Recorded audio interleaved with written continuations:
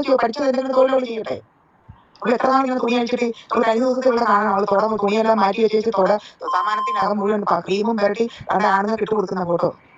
അവിടെ റേറ്റ് എത്രയാണ് ഓരോരുത്തരും ചോദിക്കുന്നത്. നിങ്ങളൊരു അപ്പനല്ലേ? നിങ്ങൾ പള്ളിയിൽ ഏതാണ്ട് വലിയ ഭാരവാഹിത്വം വഹിച്ച് നടക്കുന്ന ഒരുത്തനല്ലേ? നമ്മൾ നിങ്ങളോട് മര്യാദയ്ക്ക് പറഞ്ഞു തന്നു. നിങ്ങൾക്കത് കേൾക്കാനും നിങ്ങൾക്കത് മകളെ മര്യാദയ്ക്ക് നിർത്താനും നിങ്ങൾക്ക് പറ്റുന്നില്ലെങ്കിൽ പിന്നെ ഇവരുടെ പേരിൽ ഞാൻ ചൈൽഡ് ലൈനിൽ പരാതി കൊടുത്തിട്ടുണ്ട്. പിന്നെ എസ്പെഷ്യലി സ്ത്രീ സുരക്ഷയ്ക്ക് ഇത്രയും ഊന്നൽ കൊടുക്കുന്ന ഇന്നത്തെ കാലത്ത് തന്നെ സമൂഹത്തിന് മാതൃക ആവേണ്ടവർ തന്നെ പണത്തിന് വേണ്ടി ഇത്തരം കാര്യങ്ങൾ ചെയ്യുമ്പോൾ അതൊരു വലിയ വിഭാഗത്തിനെ നെഗറ്റീവ്ലി ഇമ്പാക്ട് ചെയ്യുന്നുണ്ട്. പണത്തിന് വേണ്ടി മാനം വിറ്റ് ജീവിക്കുന്ന കുറെ എണ്ണമുണ്ട്. അതിൻ്റെ അകത്ത് എടുത്തു പറയേണ്ട ഒരാളാണ് രേണുസുതി. എല്ലാത്തിനും നല്ല പണിയാണ് വരാൻ പോകുന്നത്. ഈ രേണുസുതിയുടെ അച്ഛനെ ഒരു ചേച്ചി വിളിച്ചിരുന്നു. ഈ ചേച്ചി മുമ്പ് ഞാനുമായിട്ട് കുറച്ച് മെസ്സേജിലൊക്കെ തർക്കം ഉണ്ടായിട്ടുണ്ടായിരുന്നു, ബിഷപ്പുമായി ബന്ധപ്പെട്ട് ഒരു വോയിസിന്റെ കാര്യവുമായി ബന്ധപ്പെട്ട്. ഈ ചേച്ചി തന്നെയാണെന്ന് തോന്നുന്നു ഈ പറയുന്ന ഈ തങ്കച്ചിന് ഒരു ഫോൺ വിളിച്ചിട്ടുണ്ടായിരുന്നു. ഈ തങ്കച്ചിന് ഫോൺ വിളിച്ച് ഈ മകള് കാണിക്കുന്ന തോന്നിവാസങ്ങളൊക്കെ അദ്ദേഹത്തോട് പറഞ്ഞപ്പോൾ അദ്ദേഹത്തിന് കൂസലില്ല, ഫുൾ സപ്പോർട്ടാണ്. കൂടാതെ ഈ പറയുന്ന വക്കീലുണ്ടല്ലോ അമ്മിണി ബിന്ദു അമ്മിണി, പുള്ളിക്കാരിയം കൊണ്ട് ഈ പറയുന്ന ഈ മേഡത്തിന് ഒരു മെസ്സേജ് തിരിച്ചങ്ങോട്ട് അയക്കുകയും ചെയ്തു. ഓക്കെ, അതൊക്കെ നമുക്ക് സംസാരിക്കാം.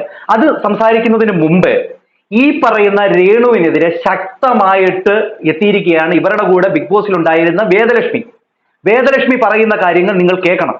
ഒരു സബ്സ്ക്രിപ്ഷനിലൂടെ ഈ പറയുന്ന അവളുമാര് കാട്ടിക്കൂട്ടുന്ന കാര്യങ്ങളെ കുറിച്ച് വളരെ വ്യക്തമായിട്ട് വേദലക്ഷ്മി പറയുന്നുണ്ട്, നല്ലൊരു താക്കീത് കൊടുക്കുന്നുണ്ട്. അത് മാത്രവുമല്ല, ഇതിന്റെ പരിണിത ഫലം എന്താണെന്ന് കൂടി വളരെ വ്യക്തമായിട്ട് അവർ പറയുന്നുണ്ട്. വീഡിയോ നിങ്ങൾ ആദ്യമായിട്ട് കാണുന്നവരുണ്ടെങ്കിൽ ചാനൽ സബ്സ്ക്രൈബ് ചെയ്ത് ചാനൽ കാണാനായിട്ട് ശ്രമിക്കുക. വീഡിയോ ഹൈപ്പ് ചെയ്യാനും ലൈക്ക് അടിക്കാനും കമന്റ് അടിക്കാനും മറക്കരുത്. ഓക്കെ, വേദലക്ഷ്മി പറയുന്ന കാര്യങ്ങൾ ആദ്യം നിങ്ങളൊന്ന് കേട്ടു നോക്കുക. നിങ്ങൾക്ക് ഈ സബ്സ്ക്രിപ്ഷൻ്റെയും എക്സ്ക്ലൂസീവ് കോണ്ടന്റിൻ്റെയൊക്കെ ആഫ്റ്റർ എഫക്ട്സ് എന്താണെന്നറിയോ? ഈ വീഡിയോ എസ്പെഷ്യലി സമൂഹത്തിലേക്ക് കുറച്ച് ബാഡ് ഇമ്പാക്ട് ചെയ്യുന്ന ക്രിയേറ്റേഴ്സ്, വ്ളോഗേഴ്സ് ആൻഡ് സെലിബ്രിറ്റീസിന് എക്സ്ക്ലൂസീവ്ലി ഉള്ളതാണ്.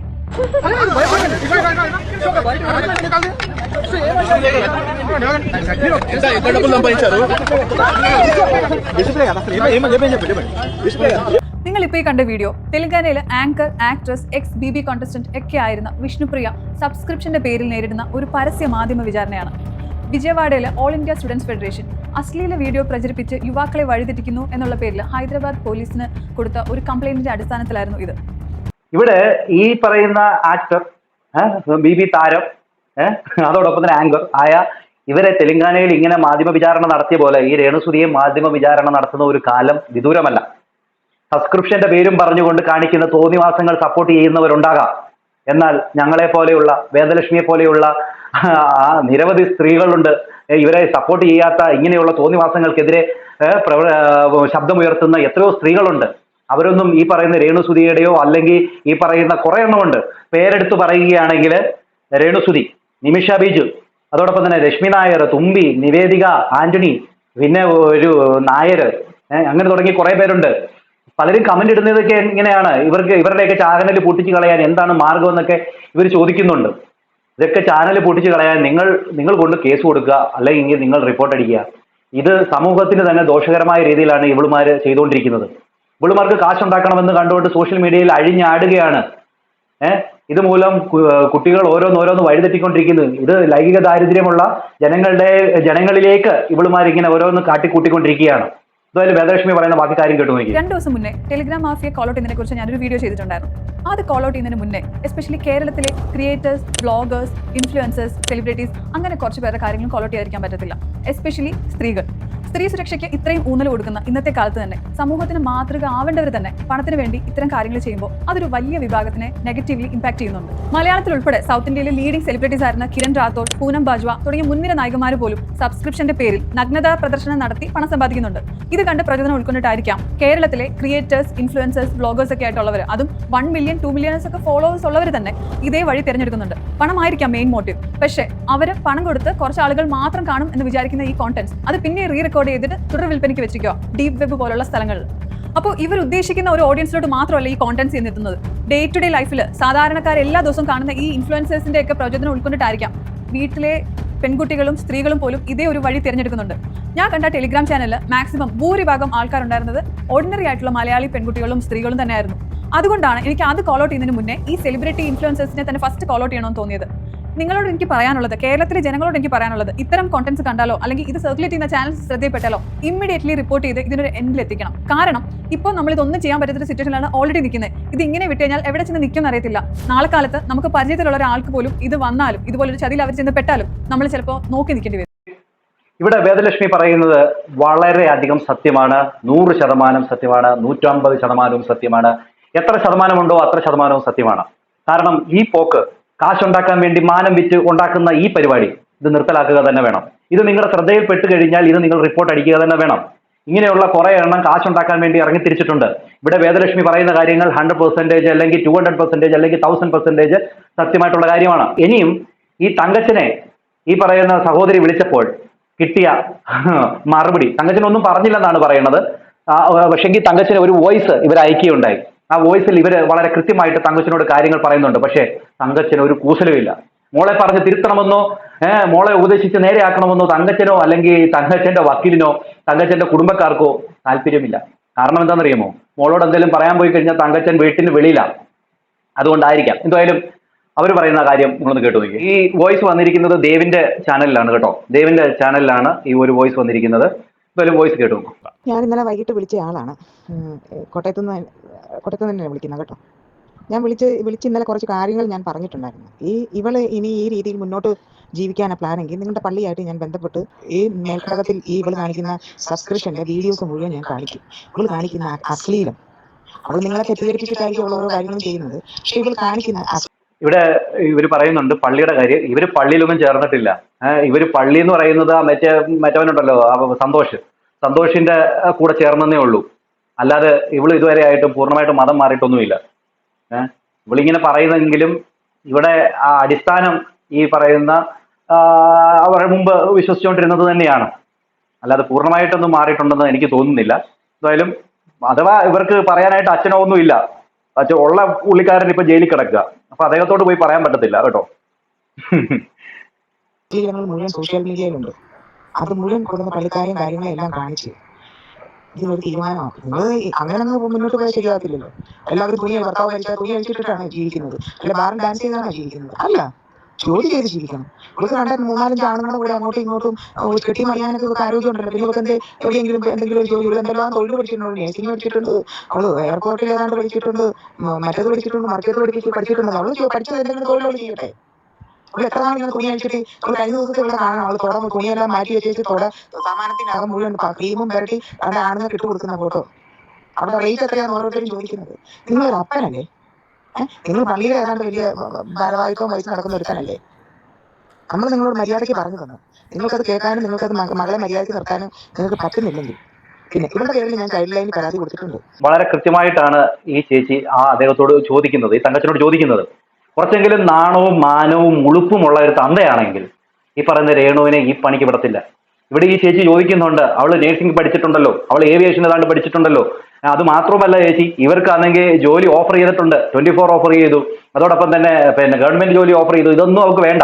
അവർക്ക് ഈ പണിയോടാണ് കൂടുതൽ താല്പര്യം. ഓട്ട് ഇവിടെ സിനിമ അഭിനയിച്ച് പോവുകയാണെങ്കിൽ, അല്ലെങ്കിൽ എന്താ പറയുക, അവള് ജീവിക്കാൻ വേണ്ടി അങ്ങനെയുള്ള ജോലിയിലൊക്കെ പോവുകയാണെങ്കിൽ ഓക്കെ. ഇതിപ്പോ അങ്ങ് പണം സമ്പാദിക്കാൻ വേണ്ടി വേറെ രീതിയിലേക്ക് ഇറങ്ങി തിരിച്ചിരിക്കുകയാണ്. ഇവർക്ക് വസ്തു കൊടുത്തവരെയും ഇവർക്ക് വീട് വെച്ച് കൊടുത്തവരെയും ഇവർക്ക് വേണ്ടി പേപ്പർ വർക്ക് സഹായിച്ചവരെയും അങ്ങനെ തുടങ്ങി എല്ലാവരെയും തെറി വിളിച്ചിട്ടാണ് ഇവൾ ആദ്യം തുടങ്ങി വെച്ചത്. പിന്നെ ഇപ്പൊ ഇവൾ ഈ പണിയൂടെ അങ്ങ് കാണിക്കുകയാണ്. എന്നിട്ട് തുറന്നൊക്കെ ആയിരുന്നു അവിടെ കാണിപ്പീര്. എന്നിട്ട് പറയുകയാണ് ഞാൻ ചുണ്ട് കടിക്കാൻ പറഞ്ഞാൽ കടിക്കണമെന്ന് പറയണമെന്ന്. അതേപോലും എന്റെ ചുണ്ട് മുറിഞ്ഞിരിക്കുക, കടിക്കല്ലേ എന്ന് പറഞ്ഞവളാണ് ഇവൾ. എന്നിട്ട് ഇവൾ വലിയ വാചം അടിക്കുക. എന്നിട്ട് ഈ തങ്കച്ചന് ഇതൊക്കെ അറിയാവുന്നത്, തങ്കച്ചനും അറിയാം, ഈ പറയുന്ന വക്കീലിനറിയാം. എന്നിട്ടും വക്കീലൊക്കെ ന്യായീകരിക്കുകയാണ്. പിന്നെ മറ്റേ കരീഷ്മ ന്യായീകരിക്കുകയാണ്. കുടുംബം മൊത്തം ന്യായീകരിക്കുകയാണ്. ഈ കുടുംബം മൊത്തം ഇവർക്ക് സപ്പോർട്ടാണെന്നാണ് എനിക്ക് തോന്നുന്നത്. ഇല്ല എങ്കിൽ നമ്മുടെയൊക്കെ കുടുംബത്തിൽ ആരെങ്കിലും ഇങ്ങനെ കാണിച്ചാൽ നമ്മളവിടെ വിലക്ക് നിർത്തത്തില്ലേ? അതാണ് നല്ല കുടുംബത്തിൽ പറഞ്ഞവർ ചെയ്യുക അല്ലേ? ഓക്കെ, ബാക്കി പിന്നെ കൊടുക്കാവുന്നിടത്തെല്ലാം കസ്റ്റംസ് ഇന്റലിജൻസി കൊടുത്തിട്ടുണ്ട്. കൊടുക്കാവുന്നിടത്തെല്ലാം നമ്മൾ കൊടുത്തിട്ടുണ്ട്. കരീഷ്മയെ വിളിച്ചിട്ട് കാര്യങ്ങൾ പറഞ്ഞിട്ടുണ്ട്. ഇവൾ ഇനി വിദേശത്ത് പോവുകയോ വരികയോ ഒക്കെ ചെയ്തു കഴിഞ്ഞാൽ ഇവളെ എല്ലാം നല്ല രീതിയിൽ അവളെ ചെക്ക് ചെയ്യുകയും എടുക്കുകയും ചെയ്യും. പണ്ടത്തെ പോലെ അവൾക്ക് സ്വർണ്ണം കൊണ്ടുവരാൻ അല്ലെങ്കിൽ ഒരു കാര്യങ്ങളും അവൾക്ക് പറ്റത്തില്ല. ഇവൾ ഈ ദുബായി പോയി ചെയ്ത പരിപാടികളെല്ലാം അറിയാം. ഇവിടെ കൂടെ പോയ ആണുങ്ങളുടെ നമ്പർ ഞാൻ നിങ്ങൾക്ക് തരാം. ഇവളുടെ കൂടെ ദുബായി പോയി കിടന്ന ആണുങ്ങളുടെ നമ്പർ ഞാൻ നിങ്ങൾക്ക് തരാം. നിങ്ങളൊരു തന്തയല്ലേ? നിങ്ങൾ നിങ്ങളുടെ മകളെ പഠിപ്പിച്ചത് ജീവിക്കാനാണ് പഠിപ്പിച്ചത്. ബൈബിളിൽ പറയുന്നുണ്ടോ ജീവിക്കാൻ? ഭർത്താവ് മരിച്ച സ്ത്രീകളെല്ലാം ജീവിക്കുന്നത്. നിങ്ങൾക്ക് അത് കൊണ്ടുവന്ന് തിന്നാൻ നിങ്ങൾക്ക് നാണമില്ലേ? നിങ്ങളൊരു തന്തയാണോ? നിങ്ങളൊരു ആണാണോ? സ്വന്തം മകള് കൊണ്ടുവരുന്നത് ഒരു കുടുംബം മൊത്തം തിന്നുന്നത്. നിങ്ങളൊരു നാട്ടുകാർ തന്ന ഒരു വീടിൻ്റെ അകത്ത്, ഒരു അച്ഛനും എല്ലാവരും കൂടി തന്ന ഒരു വീടിൻ്റെ അകത്ത് കിടന്നുകൊണ്ട് നിങ്ങൾ എന്തുവായി കാണിക്കുന്നതൊക്കെ? ഇതൊക്കെ നിങ്ങൾ ദൈവസന്നിധി നിങ്ങൾ കണക്ക് ബോധിപ്പിക്കേണ്ടി വരും കേട്ടോ. ഇവളുടെ അഹങ്കാരമൊക്കെ, ഇവള് അഹങ്കാരിയോ എന്തോ ആയിക്കോട്ടെ, ഇവള് വ്യഭിചരിക്കണോ? അവള് വ്യഭിചരിച്ചോട്ടെ. അവള് പേഴ്സണലായിട്ട് അവള് ആരെ വിളിച്ച് വേണമെങ്കിൽ കാശുണ്ടാകും. അവൾ എന്തിനാ ഇതൊക്കെ കൊണ്ടുവന്ന് സോഷ്യൽ മീഡിയയിലോട്ട് ഇടുന്നത്? ഇവൾ എന്തിനാ സബ്സ്ക്രിപ്ഷൻ എടുത്തു? ഈ ഭർത്താവ് മരിച്ച സ്ത്രീകൾ സബ്സ്ക്രിപ്ഷൻ എടുത്ത് തുണി അഴിച്ചിട്ട് കാണിച്ചു പോകണം. അവള് പറയുന്നത് അവിടെ ചെറിയ നിങ്ങളിതൊന്നും കാണുന്നില്ലേ? ഇതൊന്നും കാണുന്നില്ലേ? നിങ്ങൾക്ക് പോയി ആക്ട് ചെയ്യും. ഇതൊന്നും മകളെ മര്യാദയ്ക്ക് നിർത്താൻ കഴിവില്ല. എന്തിനിങ്ങനെ നാട്ടുകാരുടെ മുന്നിൽ? നിങ്ങളുടെ അച്ഛന്മാരെ ഞാനൊന്ന് കാണട്ടെ. നമ്മുടെ പള്ളിയിലെ കൊണസാണ്ടർമാരെ എല്ലാവരും ഞാനൊന്ന് കണ്ട് ഇവളുടെ ഈ വീഡിയോസും കാര്യങ്ങളും എല്ലാം കൊണ്ടുവന്ന് കാണിക്കുന്നുണ്ട്. കാണിച്ച് ഇവൾ എന്താ ചെയ്യണമെന്ന് അവരറിയണമല്ലോ. അതിൻ്റെ ഇത് നിങ്ങളോട് അവർ ചോദിക്കും. ഈ പള്ളിയിലെ ആൾക്കാർ നിങ്ങളോട് ചോദിക്കും. അല്ല ചേച്ചി, വെറുതെ വിട്ടത്. കാരണം ജീവിക്കാൻ വേണ്ടി കഷ്ടപ്പെടുന്ന വിധവയാണ്. അതുകൊണ്ട് ഒന്നും പറയല്ലേ കേട്ടോ, ആരോടും ഒന്നും പറയല്ലേ. അതാണ് എല്ലാവരും ചിന്തിച്ചുകൊണ്ടിരിക്കുന്നത്. ജീവിക്കാൻ വേണ്ടി കഷ്ടപ്പെടുന്ന വിധവ, മാന്യതയുടെ മുഖംമൂടി അണിഞ്ഞ മാന്യദേവത, അതാണ് രേണു.